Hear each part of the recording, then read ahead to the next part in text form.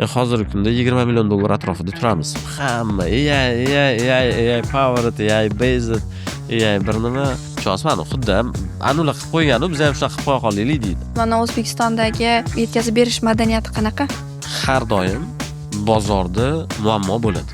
Lokal muammolar tashqaridagi muammolar bilan to'g'ri kelmaydi. Mahalliy startaplarni xalqaro bozorga chiqishidagi eng muhim narsa nima? Bizani juda bir ketmonimiz uchgan founderlar qayerdandir bilim olishi kerak. O'zbekistonda startaper bo'lish qanaqa? Muvaffaqiyat taslim bo'lishingdan bir qadam keyin turadi-da.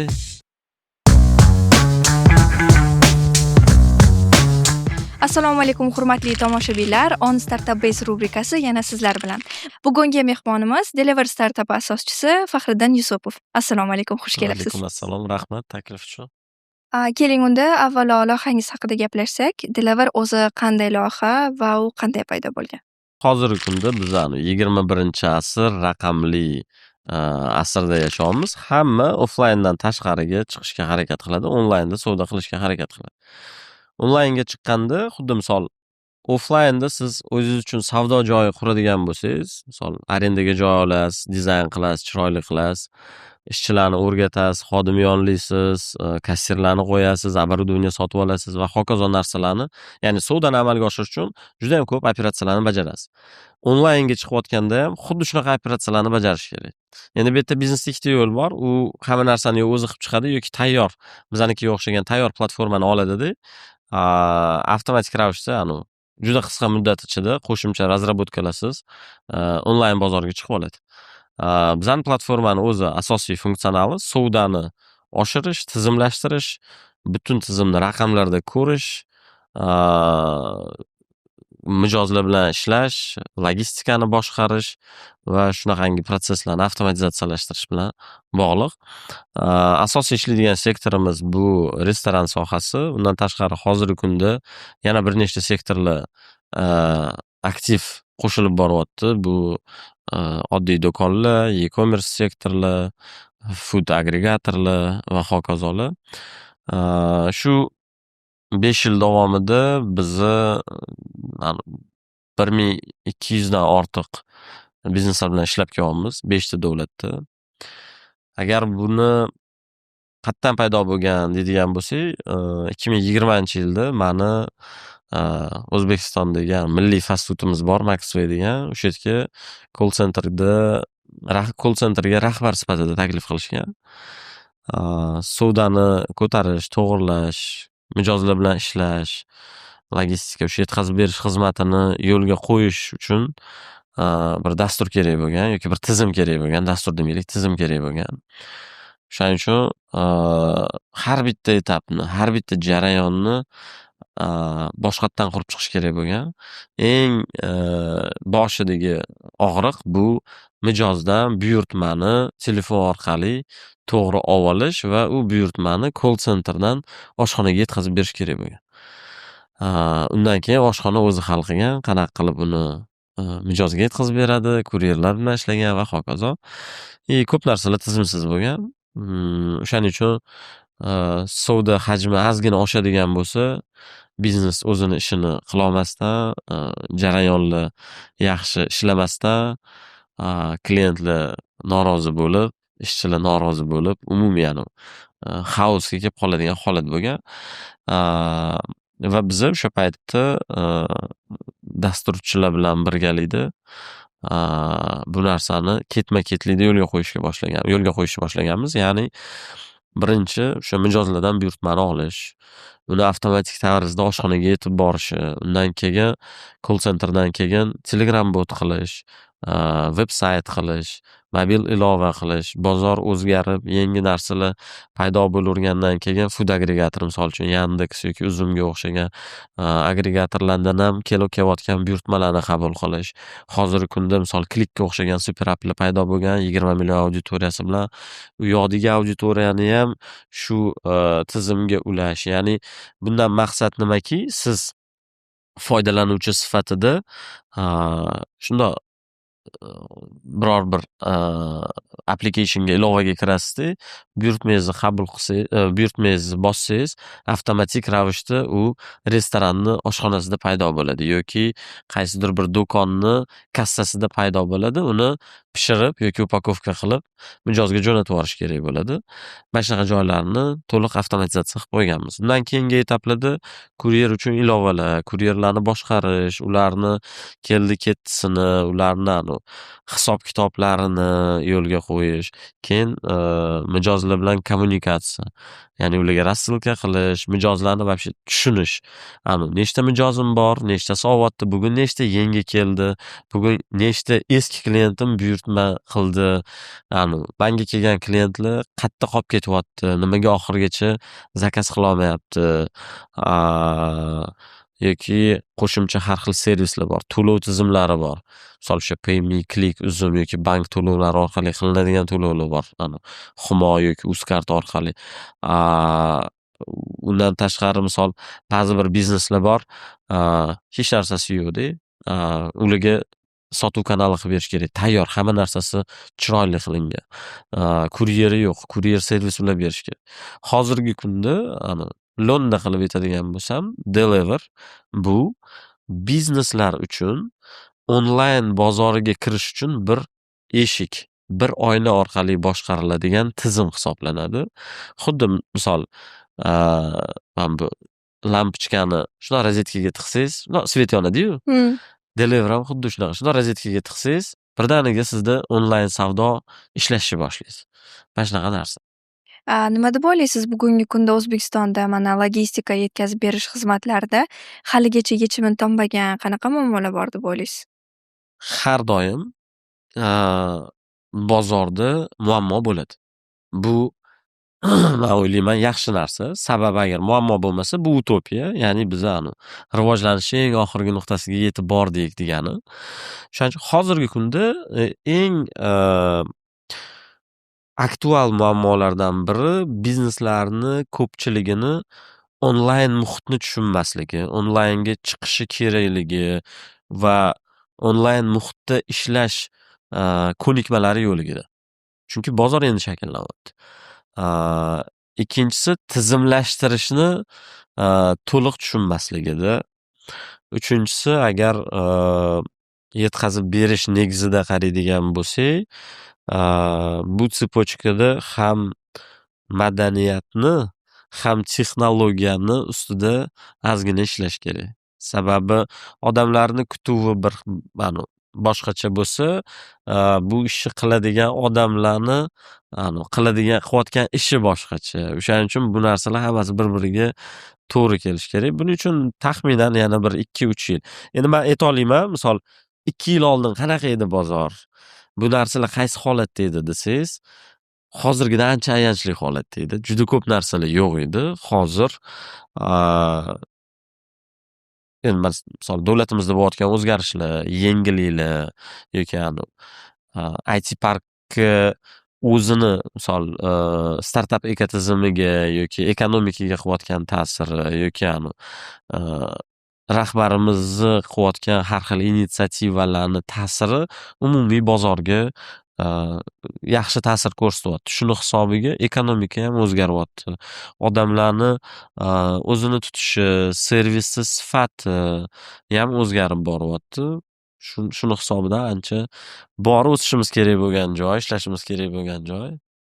Hozir aytib o'tdingiz, mana loyihangiz asosan restoran segmentlarida ishlaydi. Birinchi mijoz topish tajribangiz qanaqa bo'lgan?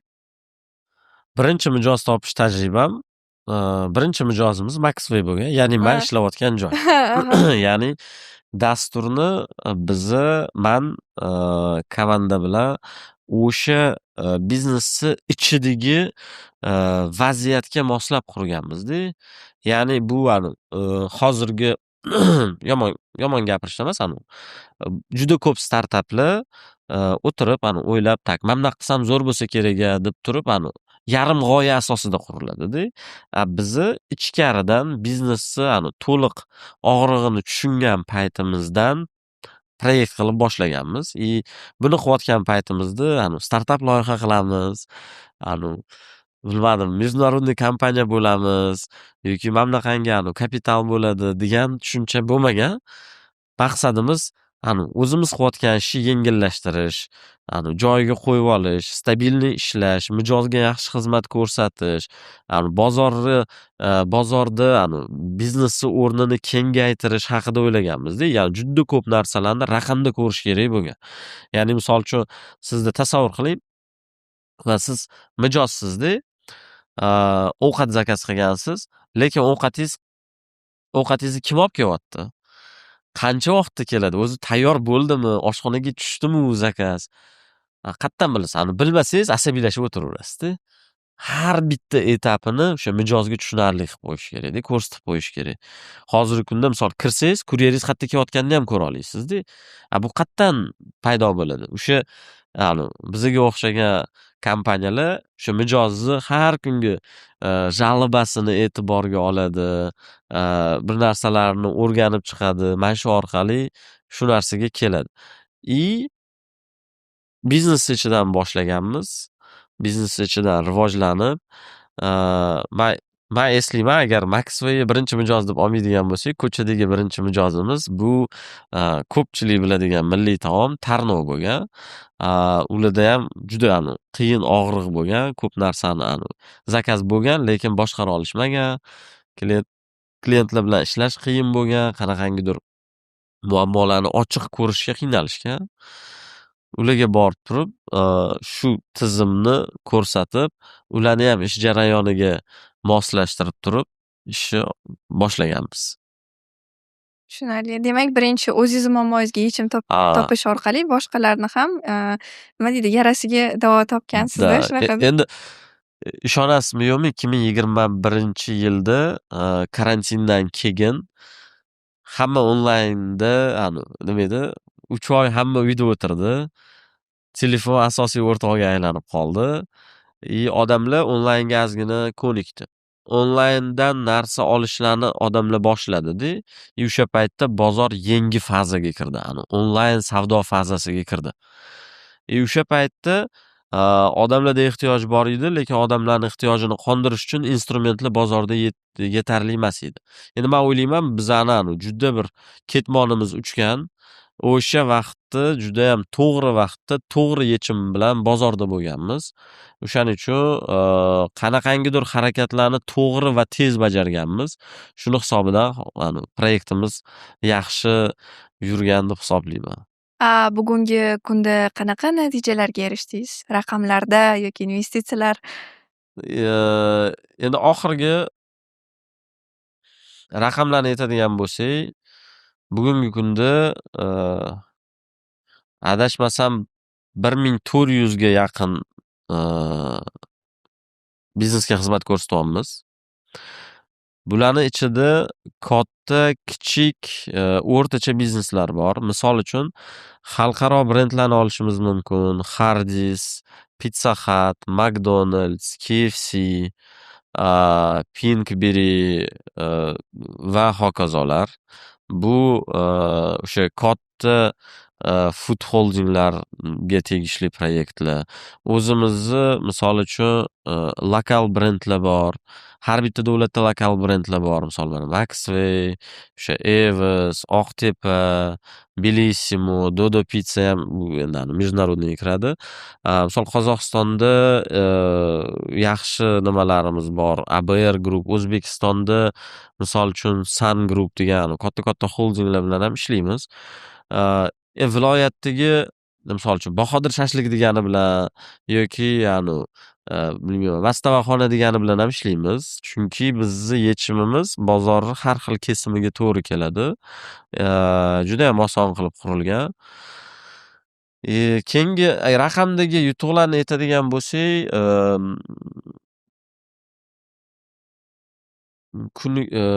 oyiga milliondan ortiq buyurtma обработка qilamiz. Bizning tizim o'sha narsani ko'tarib beradi. Hamma bu yo'nalishda ishlaydigan xalqaro agregatorlar yoki katta-katta to'lov tizimlari, bank tizimlari, logistik kuryer servis tizimlari bilan hamkorlik qilamiz, ulanganmiz. Endi o'tgan yili miqyosida oladigan bo'lsak, 100 million dollardan ortiq tovar-оборот bizni platformamizdan o'tgan. Endi bu hali juda kichkina deb hisoblayman. Yomon emas, lekin juda kichkina deb hisoblayman, chunki bozor ancha katta. Bundan tashqari, misol agar startap haqida gapiradigan bo'lsak, 2024-yilda Aloqa Ventures tomonidan tasdiqlangan otsenkamiz bor, 4 million dollar. Hozirgi kunda 20 million dollar atrofida turamiz. Hozirgi masshtabimiz, texnologiyalarimiz, qilayotgan ishlarimiz bo'yicha o'lchaydigan bo'lsak shunaqa. Boyagina avtomatlashtirish haqida ham gapirib o'tdingiz. Mana bugungi kunda startap so'zi aytilganda ko'p biz AI so'zini ham ishlatamiz, Aha. ya'ni sun'iy intellektni. AI tendensiyasi, mana shu sun'iy intellektni rivojlanib ketayotgani, bu startapingizda ishlatyapsizmi? Qanaqadir o'zgarishlar yoki tendensiyalar bo'yicha update qilinib boriladimi? Bu dastur qanaqa bo'ladi? Xo'p, keling, o'zi AI bu judayam zo'r haypoviy tema-da hozir. Men o'tgan yili Dubayda akseleratsiya o'tayotgan paytimda yon atrofimga qarasam, hamma AI powered, AI based, AI bir nima. Endi men ham to'xta, men ham bozor trendiga qarab turib qilaman, harakat qilaman. Biz ham AI powered deliver bo'lamiz deb pitchlarni tayyorladim, boshqa qildim. Endi ichimizda AI nimalarimiz bor, aytib beraman hozir, tursan. Tayyorladimda, keyin pitch qilyapman, nimada, investorlarni oldida. Ya'ni ichimda o'zimga o'zim bir g'alati bo'lyapman-da. Biz AI haqida emasmiz-ku baribir deyapman-da. Qanaqangidir narsalarimiz bor, lekin biz AI haqida emasmiz-ku deyapman. Eng qiziq tomoni, hozir hamma AIda tez narsa quryapti-da. Bularning hammasi kichkina plugin sifatida o'tyapti-da. Bizi qilayotgan narsani juda ko'pchilik qilolmaydi yoki juda ham qiyin qilish. Sababi biz infrastrukturni yechim qilyapmiz-da. Bizi bozorni yuzlab o'yinchilarini bitta joyda yig'yapmiz. Ya'ni tasavvur qiling, bu kassaviy tizimlar, bu to'lov tizimlari, bu bank tizimlari, bu misol soliq tizimlari, bu kuryer tizimlari, bu analitika modullari, bu har xil loyalnost tizimlari, bu juda ham ko'p narsalar bor-da. Biz buni hammasini bitta oyna orqali boshqariladigan, juda ham oddiy narsa. Misol uchun, bizda Yegov bor, O'zbekistonda qilinayotgan Yegov bor. Boshqa Yegov bormi, yo'qmi? Yo'q, tushunyapsizmi? Nega?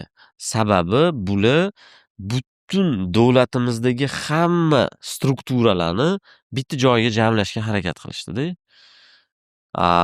Siz absolyutno hamma narsangizni o'sha yerdan kirib turib boshqara olasizda. Biz ham xuddi shunaqa yagona darcha qilganmiz.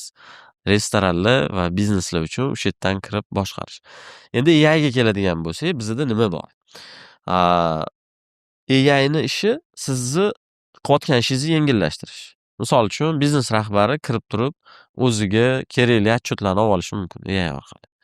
Yoki menyuni выгрузка qilayotganda unga tovar rasmi bo'lmasa yoki uni tarifi bo'lmasa, opisaniyasi bo'lmasa, bundoq qilganda o'sha narsalarni yaratib berish. Yoki налоговыйda kodi KPU, upakovkalar degan narsalar bor. O'sha narsalarni avtomatik borib tortib olib kelish. Ya'ni rutinni, uzoq qilinadigan ishlarni biz AI orqali avtomatizировать qilib qo'yganmiz. Ular qilishingiz kerak bo'lgan narsani ancha tezroq qilib beradi. Hozir qilayotgan bitta yechimimiz, men o'zim shaxsan yaxshi ko'raman eksperimentlarni.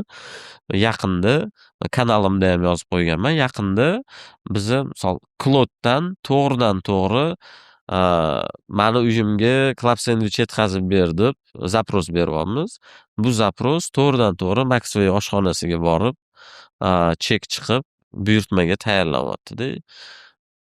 Zo'r. Mana shunaqa. Ya'ni bu keyingi etap rivojlanishimizni keyingi bosqichlaridan biridir. Bu narsaga juda tez kelamiz, xudo xolasa.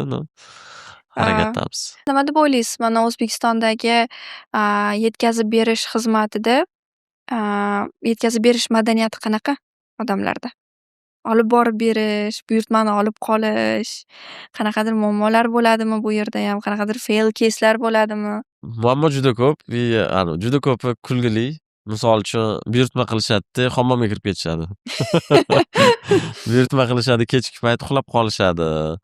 Yoki kimdir buyurtma qiladi-da, buyurtmasini olmaydi. Mana shunaqa yaxshi emas tomonlari ham bor. Mijoz tomonidan ham o'ziga yetarlicha qiyinchiliklari bor. Kimlardir o'zini adresini bilmaydi, kimlardir to'g'ri ko'rsata olmaydi. Juda ko'p mana shunaqangi odamlar o'rganib olish kerak bo'lgan narsalar bor. Xuddi shunaqa yetkazib beruvchilar tomonida ham muammolar bor. Misol, keling yana mijoz deb bitta kategoriyaga olaylik, biznesni bitta kategoriya, kuryerni bitta kategoriyaga olaylik. Bizneslar dastavka qilib turib, dastavka biznesini qilayotganini to'liq tushunmaydi. Tushunyapsizmi? Xuddi ular qilib qo'yganu, biz ham shunaqa qilib qo'ya qolaylik deydi. Lekin tushunish kerak, что dastavka biznesi, onlayn biznesi bu juda ham muhim biznes. Unga e'tibor berish kerak, u e'tibor talab qiladi, u bilan ishlash kerak. Nimaga? Siz savdoni oshirmoqchi bo'lsangiz, ko'proq foyda qilmoqchi bo'lsangiz, bu narsaga e'tibor berishingiz kerak. Eng zo'r tomoni buni, siz misol 100 kvadratli joyda oshxonangiz bo'lsa, 100 kvadratliga 50 ta odamni mehmon qilib o'tirg'iza olsangiz, undan ko'pini o'tirg'iza olmaysiz. Onlaynda siz o'sha joydan 500 ta odamga ham ovqat yetkaza olasiz. Mana shunaqa tomonlari bor.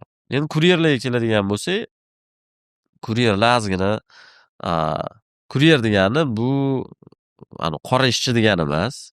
Kuryer bu xizmat ko'rsatadigan kompaniyani yuzi hisoblanadi. Ya'ni klient bilan, mijoz bilan kompaniya o'rtasidagi yagona yuz hisoblanadi. O'shaning uchun bolalar ozgina o'ziga e'tibor berib, chiroyli bo'lib, sumkalarini tozalab, qarab, klient oldiga kelganda salom-aligini qilib, yoqimli ishtaha tilab, kamchiligi bo'lsa so'rab, uzr so'rab, mana shu narsalarni regulировать qilib, kontrol qilib turadigan odam bo'lish kerak-da.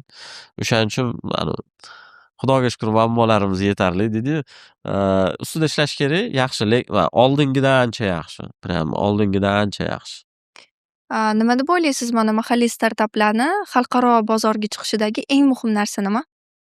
Mani o'zimni kuzatuvlarimdan oladigan bo'lsak, bizni lokal startaplar faqat ichkari muammoni o'ylab proyekt qiladi. O'shaning uchun tashqariga chiqqan paytda lokal muammolar tashqaridagi muammolar bilan to'g'ri kelmaydi. Oddiy misol, mana bizni yetkazib berish restoranni o'zini yetkazib berish xizmatini avtomatlashtirishdan boshlaganmiz-da. Lekin biz Qozog'iston bozoriga chiqqanimizda Qozog'istonda bu model juda ham slabo ishlaydi. Ular ko'proq food agregatorlar bilan ishlaydi. Misol uchun O'zbekistonda 60% dan ortiq buyurtmalar restoranlarni o'zini yetkazib, o'zini zakazi hisoblansa, qolgani agregator bo'lsa, Qozog'istonda 90% buyurtmalar agregatorniki. O'shaning uchun biz o'zimizni instrumentni Qozog'iston bozoriga olib kirganimizda ular sal tushunmagan, tushunishi qiyin bo'lgan. Keyin biz bozorga kirish endi oldimizga maqsad qilib qo'yganimiz uchun u bozor uchun kerakli bo'lgan modulni yozib turib bozorni egallaganmiz-da. Endi bu yerdagi o'sha startaplarni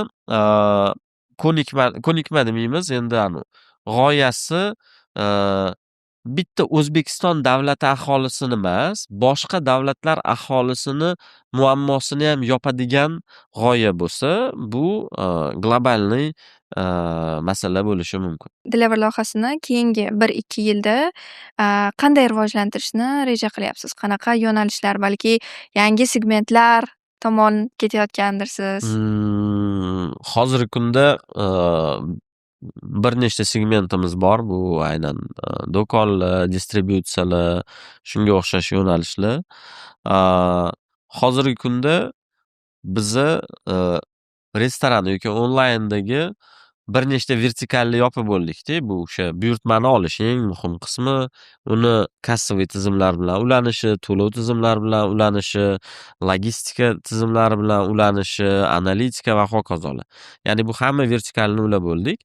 Hozir mana shu yilda ishlayotgan narsamiz bu mana shu bizni mijozlarimiz bo'lgan restoran yoki do'konlar uchun klientlar olib kelib berish ustida bosh qotiryapmiz. Biza buning uchun har xil mana Click Super Appga o'xshagan, Hambiga o'xshagan yoki Alifga o'xshagan har xil platformalar bilan yoki xalqaro Booking.com, Airbnbga o'xshagan tizimlar bilan integratsiyalar haqida ish olib boryapmiz. Nega? Chunki u yoqda har doim odamlar bor, mijozlar bor, foydalanishadi. Ular har doim ovqat buyurtma qilish ehtiyojiga ega bo'ladi to'g'ridan-to'g'ri. Shuning uchun biza bu yangi yo'nalish, ya'ni bizneslarga to'g'ridan-to'g'ri yana klient ham olib kelib berish haqida o'ylayapmiz. Bundan tashqari o'zimizni lokal ekspansiyamiz, boshqa davlatlarga chiqqan davlatlarimizdagi ekspansiyamizni kuchaytirish, ya'ni savdoni, sotish, o'zimizni shaxsiy sotish kanallarimizni yoki komandamizni yanada yaxshilab kuchaytirish, tezlashtirish, qaysidir jarayonlarni optimallashtirish, tashqi bozorlarda biza ko'p joylarda partnyorlar bilan ishlaymiz, partnyorlar tarmog'ini kengaytirish ustida ishlaymiz. Shu to'liq nima edi, fantastik narsalar emas, doimiy to'g'ri operatsion narsalarni amalga oshirishimiz kerak bo'ldi. O'zingizni tajribangizdan kelib chiqib, endi startapini boshlayotgan yoki mana boshlang'ich etapda bo'lgan startaplarga aytadigan top maslahatingiz deylik. Bu maslahatni, aynan shu maslahatni juda ham ko'p beraman. Birinchidan hech qachon не сдавайся. Taslim bo'lmang. Taslim bo'lma. Never give up. Nega? Sababi